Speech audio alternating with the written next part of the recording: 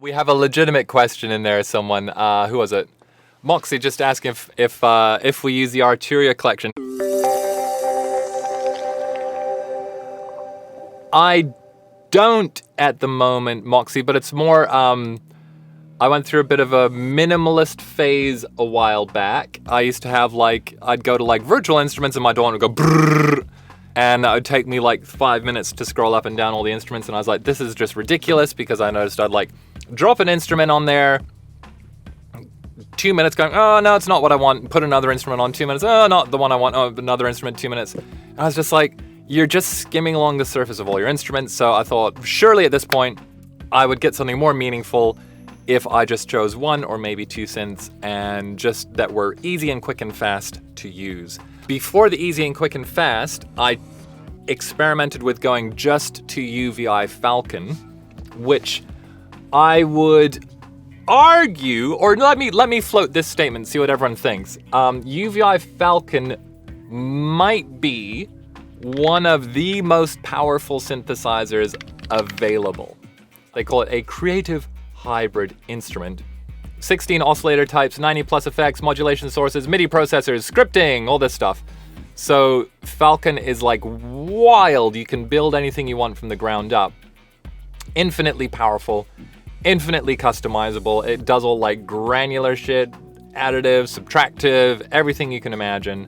But when you're making a track and you're oh, I just want to do a quick boop, then this thing is so complex that you're not just gonna open it up with a blank screen and build stuff from scratch. So it's kind of like a sound designer's dream, and if you spent all this time building stuff, would be cool. So what I'm coming back to is I wound up just going, I've already got Serum, I'm just gonna use Serum. For me, that has a good balance of tweakable and depth, but it's I can open it up and go from a blank patch to something that workable and that works in a track very, very quickly.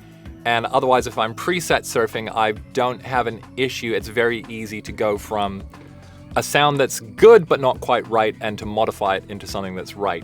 As opposed to, has anyone found this on some the native instrument Reaktor ensembles? All the names are escaping me at the moment. The crazy Bath one, all the weird FM stuff you go. This sound is amazing. It's almost right for this track, and all I need to do is this one little tweak, and then actually diving in and trying to find out what the hell anything does is a mission.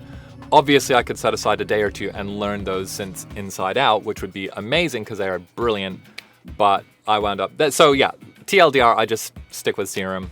But members of my online studio will have seen, for me personally, I'm kind of my production style, I really like to combine a bit of bling modern synth with something a bit crusty and weird and something organic.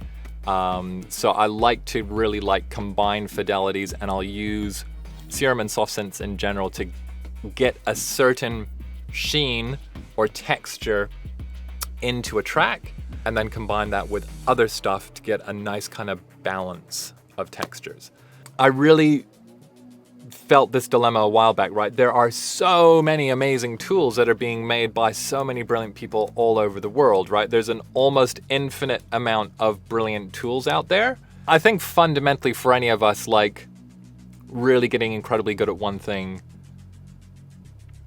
will kind of carry you further. And this, I feel, even ties in a little bit with the OP1, the people I've seen who are OP1 ninjas just get phenomenal stuff out of it. And for my style of using it, which is it was just one more box in the studio and it had a mini jack output and the battery was plugged in, that wasn't really where its magic was. Do you know what I mean? Yeah, for music producing, UVI would be overkill. Rokusa, I do actually use Falcon as a sample player because what I do love from UVI is I have their full their whole huge vault of instruments, especially the vintage vault. I love all this stuff. So it's all sample-based versions of a ton of classic synths. So it's not tweakable in the same way that a synth is. But what I really love this stuff for personally is you're looking for a different texture. And it's particularly great for vintagey sounding stuff. I really love their samples of like the early digital stuff and the early Rompler stuff. And the fact it's less tweakable, I'm kind of like a little bit more comfortable with preset surfing, although I do try to sit down whenever I'm bored and just like grind through a whole bunch of presets and find just like favorite the ones that I like. What's cool though is you combine that with like a Serum and with something from Rattly and Raw, and then you get these three very different kind of fidelities that map together. Yeah. Roku, I love what you're saying there. If you can't do something, you're the problem in the equation. So that's what's great is when you hit the point where it's like, and this is me in this studio, right? It's like I got rid of a ton of gear because it's like, if I can't make a record with this, then what the hell? Obviously, that's a nice kind of first world problem. Like if you are starting out, you do need to find the stuff that's actually useful, find the stuff that's helpful to you. And there is going to be some trial and error in terms of like buying a bunch of stuff, seeing what works, seeing what doesn't.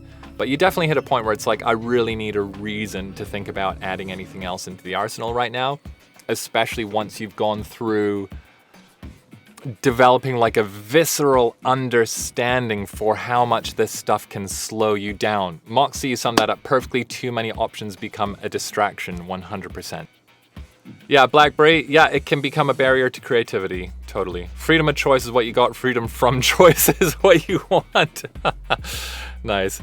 Reskin your synth when you get tired of looking at it. Or actually, you know what? Just like, you know, Serum's been around for a few years now. It was the hype synth back in the day. On Complete Producer Network, Raul made an amazing post a while back. A big hack if you're getting bored of your gear is actually take some time and look into it, all right?